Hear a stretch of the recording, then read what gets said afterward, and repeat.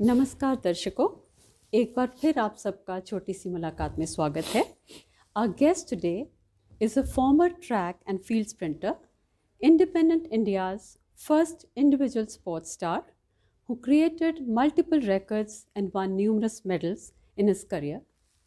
He remained the greatest Olympian from India for decades. Yes, you guessed it right. We are talking about Sardar Milkha Singh Ji, also known as the Flying Sikh. Viewers, the name Milkha Singh needs no introduction, yet I would like to speak about his achievements.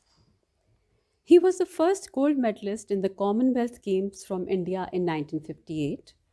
He was the only Indian athlete to win an individual athletics gold medal at Commonwealth Games. He also won gold medals in the 1962 Asian Games. He represented India in the 1956 Summer Olympics in Melbourne, in the 1960 Summer Olympics in Rome, and in the 1964 Summer Olympics in Tokyo. He was awarded the Padma Shri, India's fourth highest civilian honor, in recognition of his achievements. So let's welcome him to छोटी सी मुलाकात. Sir, आपका हमारे show में बहुत बहुत स्वागत है. We are honored to have you on छोटी सी मुलाकात. Thank you very much.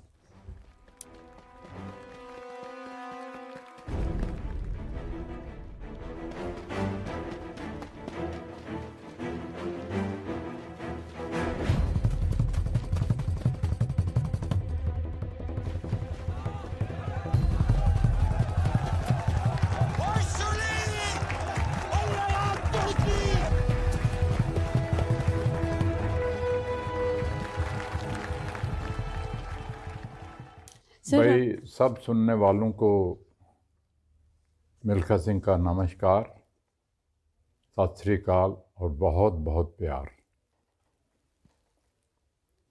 आपने मिल्खा सिंह की फ़िल्म तो सब ने देखी होगी, मगर एक मुझे उर्दू का शेर याद आया है, वो मैं आप लोगों को सुना देता हूँ और उसका मीनिंग भी मैं आपको बता दूँगा। वो शेर ये है कि हाथ की लकीरों से ज़िंदगी नहीं बनती। अगर ये हाथ की लकीरें आप ज्योतिषी को जाकर दिखलाओ, ज्योतिषी आपको बड़े से बड़ा आदमी बना देता है। कहता जी आप डॉक्टर बन जाओगे, आप इंजीनियर बन जाओगे, आप मिनिस्टर बन जाओगे, आप चीफ मिनिस्टर बन जाओगे। मगर मैं इन चीज़ों में बिलीव नहीं करता, क्योंकि मैं सेल्फ मेड आदमी हूँ। एब्सोल्युटली। तो ये शेर ये है कि हाथ की लकीरों से ज़िंदगी नहीं बनती। बहुत खूब, बहुत खूब। अज़म हमारा भी कुछ हिस्सा है ज़िंदगी बनाने में। अज़म का मतलब ये है कि जिस इंसान के अंदर विल पावर है, राइट, जिस इंसान के अंदर डिसिप्लिन है, करेक्टर है जी, हार्ड वर्क करने का मादा है जी, वो ज़मीन से उठ के आसमान को छू सकता है। बहुत बहुत सही, बहुत सही। आज मिल्खा सिंह की ज़िंदा मिसाल आपके सामने है जी, और उसके बाद मैं फिर एक और मिसाल देता हूँ जो ज़िंदा है अभी, ओबामा जी। जी, देखिए कि इतनी पावरफुल कंट्री का प्रेसिडेंट वो कैसे बना। बिल्कुल, बिल्कुल। उसके ग्रैंडफादर जो थे जी, आर्मी में कुक थे, जी, उसके फादर जो थे वो भेड़ बकरियां चराया करते जी, थे। जी, उस खानदान में से उठा और इतनी पावरफुल कंट्री का वो प्रेसिडेंट बना। उसके अंदर क्या थी? विल पावर थी, एब्सोल्युटली, हार्ड वर्क करने का मादा बिल्कुल था। सही, बिल्कुल सही। तो बच्चे, आज मिल्खा सिंह की जिंदा मिसाल आपके सामने है कि मिल्खा सिंह की जिंदगी कैसे बनी। जी, हार्ड वर्क की वजह से, श्योर, विल पावर की वजह से। जी, इसका क्रेडिट जो है वो मैं आर्मी को देता हूँ। जी, अगर मैं आर्मी नहीं ज्वाइन करता जी, तो मिल्खा सिंह गांव से आया था, मिल्खा सिंह को तो पता ही नहीं था कि 400 मीटर क्या होता है, 100 मीटर क्या होता है, कॉमनवेल्थ गेम्स क्या होती हैं, ओलंपिक गेम्स क्या होती हैं, बिल्कुल सही। कुछ भी मिल्खा सिंह को मालूम नहीं। जी, जी, मगर ये इसका क्रेडिट सारा मैं आर्मी को देता हूँ। जी, अगर आज इंडिया का या मिल्खा सिंह का नाम सारी दुनिया में पैदा हुआ है जी, तो ये आर्मी की वजह से हुआ है। मैं आर्मी को क्रेडिट देता हूँ, जी, क्योंकि जब मैंने आर्मी ज्वाइन की मुझे वहाँ पे जाके पता चला कि क्रॉस कंट्री क्या होती है, 5 मील दौड़ना है। जी तो उसमें से उन्होंने 10 आदमी लेने थे। जी तो वो मिल्खा सिंह, क्योंकि मिल्खा सिंह अपने गांव से पढ़ने के लिए जब स्कूल जाता था तो 10 किलोमीटर जाता था नंगे पांव और 10 किलोमीटर वापस आता था। वाह तो वो स्टेमिना मेरा बना हुआ था, जी जी नंगे पांव जाना जी और वहाँ पे जहाँ पे ग्रास का पैच मिलना वहाँ पे जाके अपने पांव ठंडे करने जी और 2-2 किलोमीटर 3-3 किलोमीटर दौड़े चले जाना। तो वो स्टेमिना मेरा बना हुआ था। जी तो जब मैंने आर्मी ज्वाइन की तो उसके बाद यह सारी चीज़ें ये आई। ओके ओके देखो, एक आदमी को कोई नहीं जानता कि आपका नाम सडनली ऊपर आ जाए तो आदमी जी कितना प्राउड फील करता है। बिल्कुल बिल्कुल, और फिर ये कि ताली जो होती, उस टाइम हमारे ज़माने में तो पैसा तो था नहीं। जी हम 3 स्पोर्ट्समैन ऐसे हुए हैं जी जिनको आज तक पैसा नहीं मिला। पहले नंबर पे थे मेजर ध्यानचंद जी। हाँ जी हाँ जी उन्होंने इतना हॉकी में नाम कमाया कि आज जी तक दुनिया में उस जैसा आदमी प्लेयर पैदा नहीं हुआ। बिल्कुल सही यस उसके बाद थे लाला अमरनाथ, जी पहले क्रिकेटर, कैप्टन थे हमारी टीम के, इंडिया टीम के, आफ्टर पार्टीशन यूसी। हाँ जी हाँ जी और उनको भी वो कहते, मुझे सुनाया करते थे अपनी स्टोरी कि मिल्खा जी मुझे 2 रुपये मैच खेलने के लिए मिला करते थे। 2 रुपये, आप कैन यू इमेजिन, अब तो करोड़ों में है ना जी दुनिया। जी तो मैं आपको बता रहा हूँ कि ये 3 स्पोर्ट्समैन ऐसे थे जिनको पैसा किसी ने भी नहीं दिया। मिला जी ध्यानचंद जी, लाला अमरनाथ और जी मिल्खा सिंह, जी ये 3 आदमी थे जिनको पैसा। मेरे पास अब एशिया के कम से कम भी 6-7 गोल्ड मेडल पड़े हैं, 8 गोल्ड मेडल पड़े हैं। जी कॉमनवेल्थ गेम्स का गोल्ड मेडल पड़ा है, अभी आपने जिक्र किया हाँ उसके जी अंदर। हाँ जी वर्ल्ड रिकॉर्ड मैंने तोड़ा। हाँ जी मुझे आज तक किसी ने एक ढेला नहीं दिया। नहीं दिया दैट इज ट्रू मगर आज आप एक गोल्ड मेडल एशिया में से लेके आ जाते हैं या ओलंपिक में मेडल जीत के आ जाते हैं तो करोड़ों रुपए आपको मिल जाते बिल्कुल हैं। बिल्कुल सही तो ज़माना सारा चेंज हो गया है। हम्म तो मेरा कहने का मतलब ये है कि हार्ड वर्क के सामने कोई चीज़ खड़ी नहीं हो सकती। एब्सोल्युटली आज मेरी फिल्म बनी है, मुझे याद है कि कितने, कम से कम 4-5 डायरेक्टर जो थे फिल्म बनाने जी वाले, वो यहाँ पे मेरे घर पे आए, जी जहाँ पे आप बैठी यहीं पे बैठ हाँ के जी उन्होंने मेरे से बात की हाँ जी कि मिल्खा जी हम आपकी स्टोरी पे फिल्म बनाना चाहते हैं। जी तो किसी ने मुझे कहा जी हम 1.5 करोड़ दे देंगे, किसी ने कहा 1 करोड़ दे देंगे, किसी ने कहा जी 1.5 करोड़ हम फिल्म चलने से पहले और फिल्म के बाद अगर चल गई तो आपको 1.5 करोड़ और दे देंगे, 3 करोड़। जी मिल्खा सिंह हाँ आप जी हाँ जानते जी हैं हाँ कि जी इंटरनेशनल फेम का जी गोल्फर हाँ है, वो सभी जानते हैं गोल्फर है। जी तो मेरा बेटा मुझे कहता पापा मैंने आपसे 1 मिनट बात करनी है। He was also sitting here. जी तो मुझे वो अपने अंदर लेके चला गया। कहता पापा अगर फिल्म देनी है तो राकेश ओम प्रकाश मेहरा को देनी है। राइट राइट राइट तो मैंने उससे पूछा, मैंने कहा बेटे जब आपको इतना पैसा वो ऑफर कर रहे हैं तो आपने राकेश ओम प्रकाश मेहरा को फिल्म क्यों देनी है? कहता नहीं पापा मैंने उसकी मूवी देखी है। मैंने कहा कौन सी? कहता रंग दे बसंती।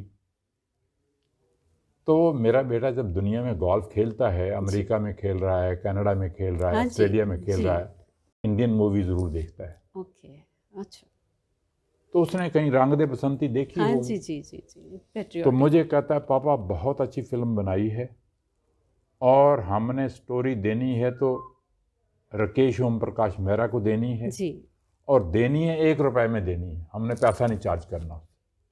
मैंने कहा बेटे आपकी मर्जी है, बहुत- आजकल दुनिया में पैसा कौन छोड़ता है? अगर जी। किसी को मिल रहा है पैसा तो कोई नहीं छोड़ता। तो ये स्टोरी मैंने उसको दी जी और वाकई जो उसने फिल्म बनाई है, बहुत बहुत दुनिया बहुत, कहती है बड़ी कमाल की फिल्म बहुत है अच्छी बनी और आने वाली जनरेशन को फिल्म जो है वो इंस्पायर करती है। यस बहुत अच्छी बनी मूवी वाकई बहुत तो अच्छी इसलिए बेटे मैंने जो आपको जो बात कह रहा था वो ये कह रहा था कि हार्ड वर्क के सामने कोई चीज़ खड़ी नहीं हो सकती। बिल्कुल सही मिल्खा सिंह ने ऐसे ही नहीं वर्ल्ड रिकॉर्ड तोड़ा। मिल्खा सिंह मौत से लड़ा है। कितनी बार मैं डेथ बेड पे रहा हूँ, जी कितनी बार मुझे ऑक्सीजन लगी रही है, मगर इरादा इतना मजबूत था कि मैं वर्ल्ड रिकॉर्ड तोड़ के रहूँगा। 6 घंटे रोज़ दौड़ना गर्मी के अंदर, बहुत बड़ी मई बात, जून जुलाई के बहुत- अंदर, बहुत तो आप देखो कितनी बड़ी बात है। बहुत बड़ी बात तो तो इसलिए मैं तो यही एडवाइस करूँगा कि ओलंपिक गेम्स के अंदर हमने कुछ गेम्स के अंदर बहुत अच्छा किया है। जी रेसलिंग में बहुत अच्छा किया है, बॉक्सिंग में बहुत अच्छा किया है, बैडमिंटन में बहुत अच्छा किया है जी और शूटिंग में बहुत अच्छा हाँ जी किया है। हाँ जी ये 4-5 गेम जो है ना, अच्छा हमने किया है। हाँ जी मगर एथलेटिक जो है, जी एथलेटिक दुनिया में नंबर 1 मानी जाती है। बिल्कुल ओलंपिक गेम्स के अंदर जी एथलेटिक नंबर 1 मानी जी जाती है। तो एथलेटिक के अंदर 47 से लेके आज तक जी हम कोई मेडल नहीं जीत पाए। बिल्कुल सही बिल्कुल सही 5-6 आदमी हैं हम फाइनल में पहुंचे। Milkha Singh number 1, P T Usha number 2, G Shri Ram Singh number 3, Anju George number 4, Gurbachan Singh Randhawa 5।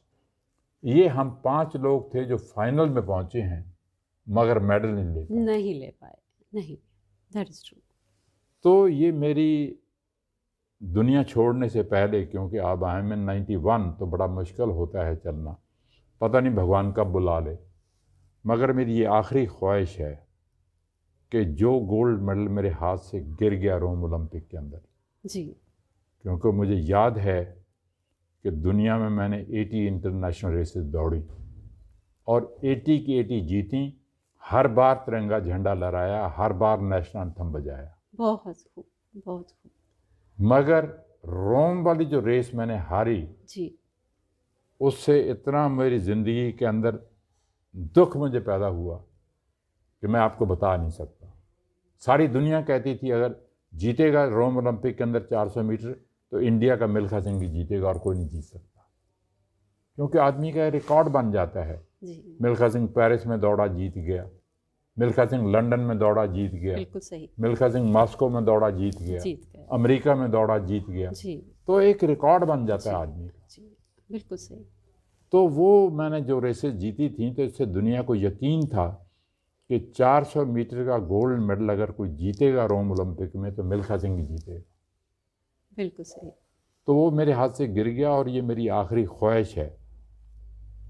मैं चाहता हूँ कि दुनिया छोड़ने से पहले देख के जाऊँ कि कोई ना कोई ऐसा लड़का या लड़की उठनी चाहिए जी जो 400 मीटर के अंदर गोल्ड मेडल जीत के बताए और मैं देख के जाऊँ कि हमारा तिरंगा झंडा ऊपर जा रहा है, नेशनल एंथम बज रहा है, मुझे खुशी हो। कमेंडेबल बहुत बहुत देशभक्ति का जज्बा भी बहुत है आप में तो बस बच्चे यही है मेरी ख्वाहिश। मैं बाकी तो लोगों से यही कहता रहता हूँ। बाकी मेरा बेटा जो है जी मिल्खा सिंह, जी आपको मालूम होना चाहिए कि वो इंटरनेशनल फेम का गोल्फर है। जी जी सब जानते मेरे पास भी पद्मश्री है जी और मेरे बेटे के पास भी पद्मश्री है।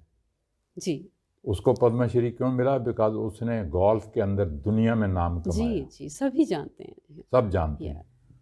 और मैं अपने बेटे को यही कहता था, जी क्योंकि मेरी वाइफ भी स्पोर्ट्स लेडी रही जी है, हाँ जी she was captain of the Indian volleyball हाँ टीम। जी हाँ जानते हैं तो वो हमने और मेरी बीवी ने ये फैसला किया था जी कि हम अपने बेटे को स्पोर्ट्स में नहीं जाने देंगे। नहीं जाने देंगे उसकी वजह ये थी कि हमारे ज़माने में हमें कुछ नहीं मिला, ना मुझे कुछ मिला ना मेरी बीवी को कुछ मिला। जी तो हमने ये फैसला किया था कि इसको हम डॉक्टर बनाएंगे या इंजीनियर बनाएंगे, स्पोर्ट्स में नहीं जाने देंगे। ओके तो वो उसकी डेस्टिनी थी।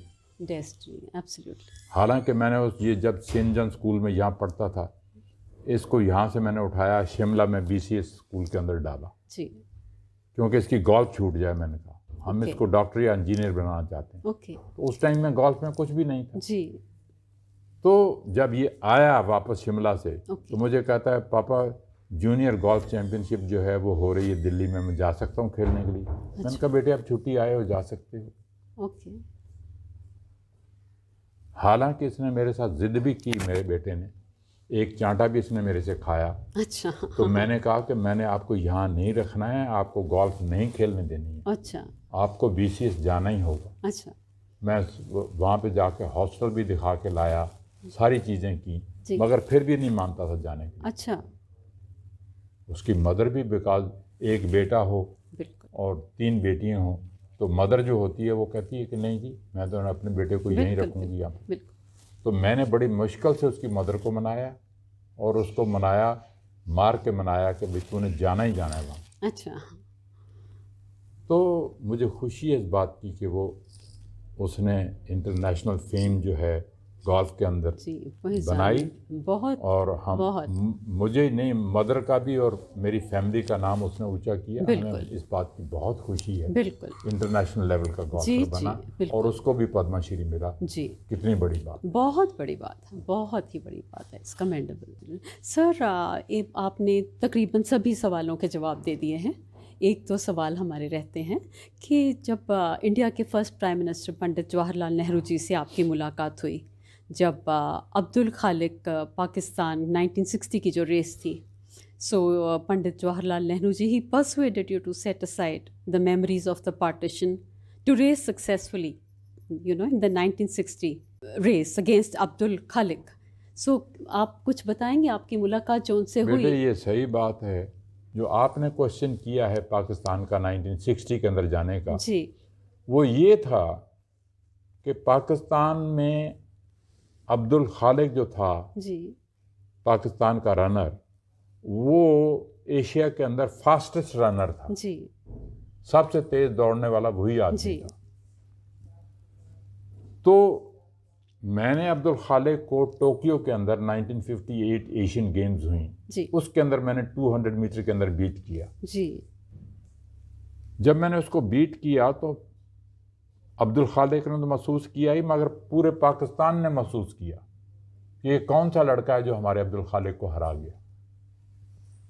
तो फिर उन्होंने मुझे 1960 के अंदर, 58 के बाद जी 1960 के अंदर इनविटेशन भेजा लाहौर दौड़ने के लिए, जी पाकिस्तान के अंदर जो इंटरनेशनल एथलेटिक मीट जी उसके अंदर दौड़ने के लिए। तो जब उनका इनविटेशन आया तो मैंने जाने से इनकार कर दिया। अच्छा इनकार इसलिए किया बिकॉज जो मेरे साथ गुजरा था, मेरे माँ बाप जी मेरी आंखों के सामने मारे गए, मेरे बहन भाई को मेरी आंखों के सामने कत्ल और किया बहुत गया, दर्दनाक था। दर्दनाक था। तो मैंने कह दिया कि मैं पाकिस्तान नहीं जाऊँ। नहीं जाऊंगा। तो पंडित जवाहरलाल नेहरू प्राइम मिनिस्टर थे, उन्होंने न्यूज़ पढ़ी अखबार में। ओके तो उन्होंने कहा मिल्खा सिंह को बुलाओ। अच्छा तो मुझे प्राइम मिनिस्टर हाउस बुलाया गया। तो पंडित जी कहते हैं क्या बात होगी मिल्खा जी, आप क्यों नाराज़ हैं पाकिस्तान से, क्यों नहीं जाना चाहते? मैंने कहा सर जो भी हुआ है हमारे साथ, मेरे साथ हुआ है, जो मेरी फैमिली के साथ हुआ है जी आज फिल्म का नाम भी वही रखा है जो मेरे बाप ने मुझे कहा था, मिल्खा भाग भाग यहाँ से नहीं तो मार देंगे तुझे भी। सब मर रहे थे, सब रो रहे थे, चिल्ला रहे थे। तो मैं वहाँ से भाग के जंगल में घुस गया तो मैं बच गया। किस्मत की बात है। तो पंडित जी ने मुझे कहा कि नहीं मिल्खा, पाकिस्तान हमारे पास वाली कंट्री है और स्पोर्ट्स जो है वो दोस्ती बढ़ाती है। हमने ऐसा काम नहीं करना जिससे कि हमारी दुश्मनी बढ़े। तो आपने पाकिस्तान जाना है और मेरे कहने से जाना है। ओके तो मैं आई कुड नॉट से नो टू पंडित जी। बहुत प्यार करते थे जी बहुत प्यार करते थे मुझे। जहाँ भी मैं मेडल जीतता था सबसे पहले पार्टी वही अपने हाउस में देते थे। तो मेरा कहने का मतलब ये है बेटे कि ये मेरा जो जाना था it was only because of Pandit Jawaharlal Nehru. Absolutely. मैं गया पाकिस्तान, बड़ी इज्जत दी उन्होंने। वाघा बॉर्डर पे जीप सजाई हुई थी, उसके अंदर 2 झंडे जीप के अंदर लगाए हुए थे, एक पाकिस्तान का और एक इंडिया का। और जब हमारी बस जाके वाघा बॉर्डर पे खड़ी हुई तो उन्होंने, वो जो पाकिस्तान के लोग थे, उन्होंने कहा जी मिल्खा सिंह को पहले बस से नीचे उतारिए। जब मैं बस से नीचे उतरा जी तो उन्होंने मुझे जीप में खड़ा कर लिया। अच्छा तो वहाँ से करीबन कोई लाहौर का डिस्टेंस 15-20 किलोमीटर का है वाघा बॉर्डर से। हाँ जी। तो दोनों तरफ जो थे ना लोग हज़ारों की तादाद में खड़े थे, क्योंकि अब्दुल खालिक और मिल्खा सिंह की रेस देखना चाहते थे।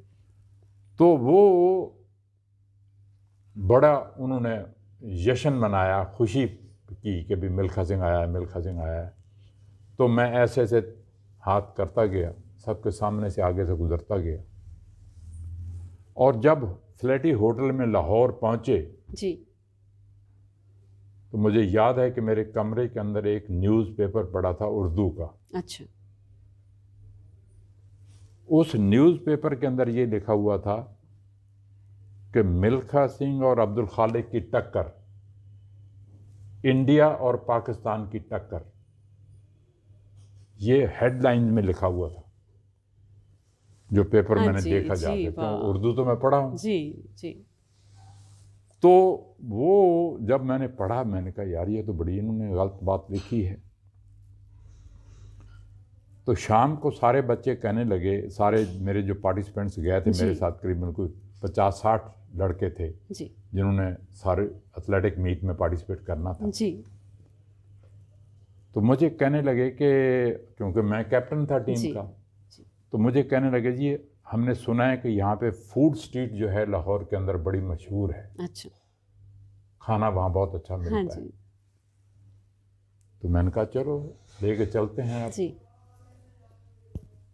मुझे नहीं मालूम कि वहाँ पे उन लोगों ने शायद पहले ही कहा हो उन लोगों को कि ये टीम आ रही है, आपने अच्छा। उससे पैसे नहीं चार्ज करने। अच्छा। तो हम वहाँ पे गए तो आइए आइए आइए सरदार जी आइए, आप तो हमारे मेहमान हैं। अच्छा। जिस दुकान से गुजरे वो सब के कहें आओ जी हमारे हाँ। यहाँ आओ खाने के लिए, हमारे अच्छा। खाने के लिए। तो एक दुकान अच्छी लगी, हम वहाँ चले गए तो कहने लगे क्या खाओगे आप। तो सारी टीम ने खाना वहाँ खाया। तो जब निकलने लगे तो हमने पूछा भाई बिल बताइए। कहते नहीं जी नहीं, आप हमारे मेहमान हैं, हम आपसे पैसा नहीं चार्ज करेंगे। मैंने कहा ये कैसे हो सकता है, हम तो आपको पैसे देंगे या कुछ भी हो।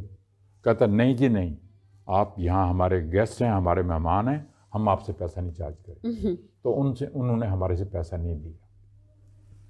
तो it was very good gesture. जी। बहुत ही अच्छी बात मुझे लगी कि भाई फ्रेंडशिप वो चाहते थे, चलो इंडियंस आए हैं, अच्छी बात है।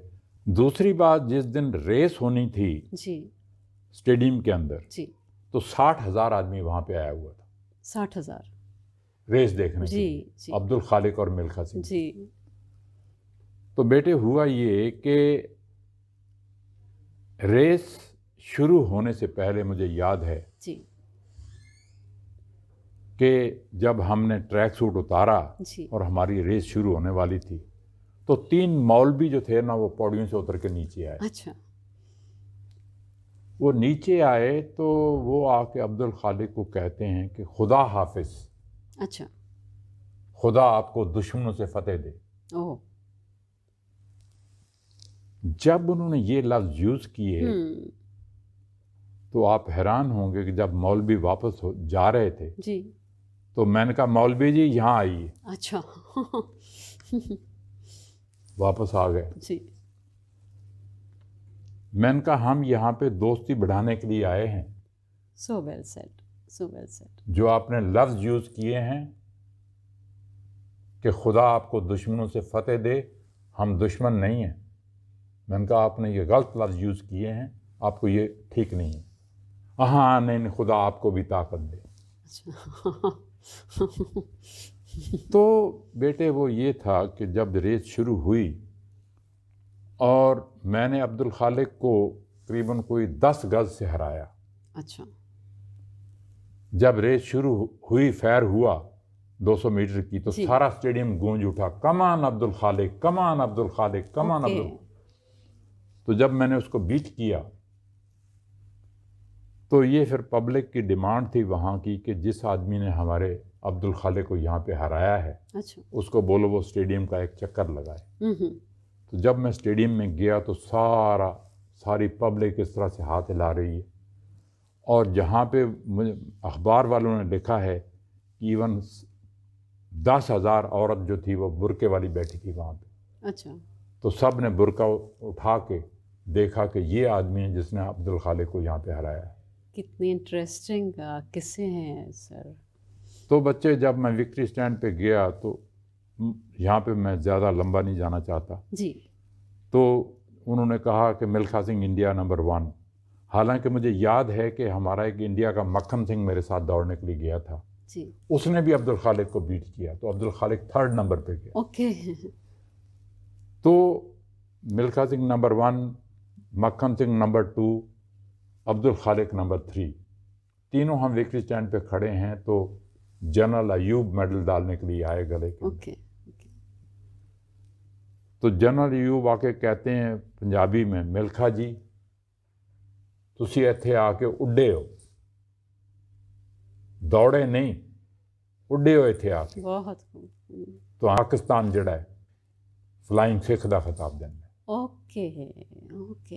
ये जनरल अयूब के लफ्ज़ थे कि मिल्खा जी आप यहाँ पे पाकिस्तान में आकर दौड़े नहीं हो, उड़े हो, तो आपको हम फ्लाइंग सिख का खिताब देते हैं। जी, आज तक ये फ्लाइंग आज तक ये दुनिया में अगर नाम मशहूर है जी। तो मैं कहता हूँ इसका क्रेडिट पाकिस्तान को जाता है। जी, बिल्कुल। तो मुझे खुशी है इस बात की कि ये पाकिस्तान में गया दौड़ने के लिए, मुझे फ्लाइंग सिख का खिताब मिला। तो ये सारी उनकी देन है जो भी है, ये फ्लाइंग सिख जो है। जी, तो बहुत आपने मुझे सवाल किया तो जी। इसका जवाब ये है जी। कि यहाँ जनरल अयूब को ये क्रेडिट जाता है, पाकिस्तान को ये क्रेडिट जाता है। तो सर एक मेरा छोटा सा सवाल था कि जब आप इंडिया को रिप्रेजेंट करने के लिए दूसरे देशों में जाते थे तो किस तरह की तैयारियां करके जाते थे? मैं बच्चे आपको एक बता दूं कि मेहनत के आगे कोई चीज़ खड़ी नहीं हो सकती। बहुत खूब। आजकल के बच्चे कहते हैं 2 महीने ऑफ पीरियड है, जी। ट्रेनिंग नहीं करो। मैं 12 महीने ट्रेनिंग करता था सो वेल सेड। और 6 घंटे रोज मेहनत करता था।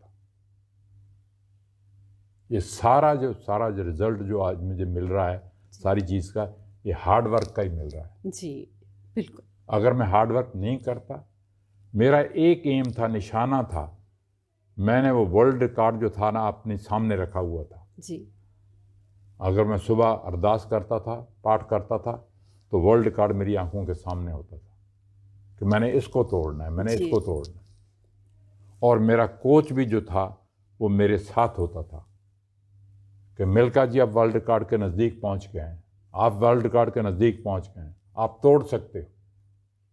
कितनी बार मैं डेथ बेड पे रहा, कितनी बार मुझे ऑक्सीजन लगी रही, मगर इरादा इतना मजबूत था कि मैंने वर्ल्ड रिकॉर्ड तोड़ना ही तोड़ना। बहुत मजबूत इरादा, बहुत मजबूत। तो मैं ज़्यादा लंबा ना जाते हुए ये जो लोग सुन रहे हैं उनसे ये कहना चाहता हूँ जी।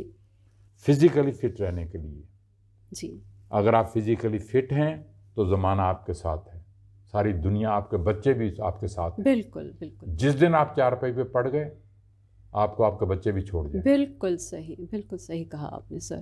तो मैं यही कहना चाहता हूँ, एक तो आप अपनी फिटनेस के लिए कम खाइए जी, क्योंकि जितनी बीमारी लगती हैं आपको पेट से लगती हैं। बिल्कुल। गैस बनती है जी। हार्ट ट्रबल उससे है, डायबिटीज़ उससे है, ब्लड प्रेशर उससे है, सारी चीज़ें पेट से हैं। अगर आपका पेट ठीक है तो सब कुछ ठीक है। तो मैं आप लोगों से ये कहूँगा, कम खाइए और फिटनेस के लिए आपको 24 घंटे में 10 मिनट निकालने।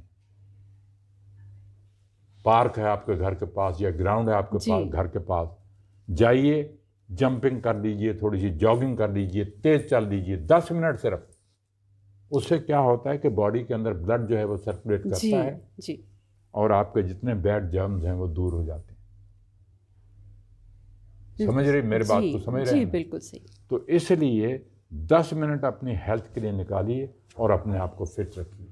बिल्कुल। फिटनेस का ही ज़माना है ये। बिल्कुल फिटनेस का ज़माना। तो सर आपने फिटनेस की बात की, दर्शक ज़रूर ये जानना चाहेंगे कि आप रोज़मर्रा की ज़िंदगी में या अपने 3 मील्स में क्या खाते हैं?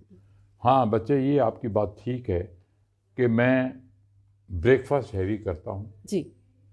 जिसके अंदर 2 अंडे हैं, किसी दिन आमलेट बना लेता हूँ, किसी दिन भुर्जी, उनको कहता हूँ भुर्जी बना दो जी। और उसके साथ 2 टोस्ट होते हैं मेरे जी। 2 टोस्ट के साथ थोड़ा सा बटर लगा लिया जी। और भुर्जी के साथ वो टोस्ट खा लिए और 1 गिलास जूस लेता हूँ जी। और 1 केला जो है वो रोज़ खाता हूँ। अच्छा, ओके। ये तो है मेरा ब्रेकफास्ट। मगर दिन के अंदर दोपहर में लंच के टाइम लंच अच्छी तरह से लेता हूँ, जी दाल सब्जी होती है, चावल होते हैं, एक चपाती खाता हूँ। तो वो लंच, उसके साथ सलाद, जो सलाद होता है बना हुआ, तो थोड़ा सा खीरा जी और गाजर और टमाटर, ये वो चीज़, वो थोड़ी सी वो ले लेता हूँ साथ जी में। जी तो रात को खाना बिल्कुल नहीं खाता। करीबन कोई 20-25 साल हो गए हैं मुझे खाना जी छोड़े हुए, जी कुछ मुझे फ़र्क नहीं पड़ता। जी रात को मैं थोड़ा सा फ्रूट ले लेता हूँ जी या एक आधा स्नैक थोड़ा सा ले लिया, जी that's all. Okay no chapati, no रात को बिल्कुल नहीं खाना खाता। जी जी 30 साल हो गए। जी और आप हैरान होंगे कि इस एज के अंदर, 91 के अंदर जी भी मैं आज तक किसी डॉक्टर के पास नहीं गया। वाह तो मैं हर आदमी से यही एडवाइस करना चाहता हूँ जी कि अगर आप जो मेरी चीज़ें कही हुई हैं, अगर उस पे कहने पे चलेंगे, जी तो आपको डॉक्टर के पास जाने की जरूरत नहीं जाना पड़ेगा, नहीं जाना पड़ेगा। सर कभी ऐसे हुआ है कि आपका डे ऑफ है कि आज मैं एक्सरसाइज नहीं करूँगा या आज मैं खाने में भी चीटिंग कर लेता हूँ थोड़ी सी, कभी नहीं, ऐसे हुआ एक आधा दिन छूट जाती है एक्सरसाइज को, ज़रूरी नहीं है कि मैं रोज़ ही करता हूँ।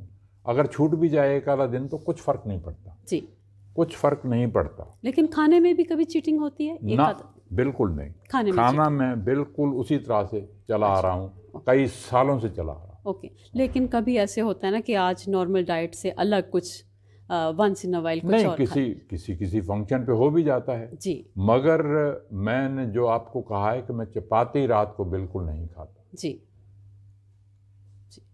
तो इसलिए अपने आप को मैंने फिट रखा हुआ है। और मैं यही एडवाइस करता हूँ कि ज़माना सारा है ही फिटनेस का। जी। अगर फिट हो तो ज़माना आपके साथ है, चार पाई पे पड़ गए तो आपका बच्चे भी आपके साथ छोड़ जाएंगे। बिल्कुल तो इसके बारे में मैं ज़्यादा नहीं कहना जी चाहूँगा।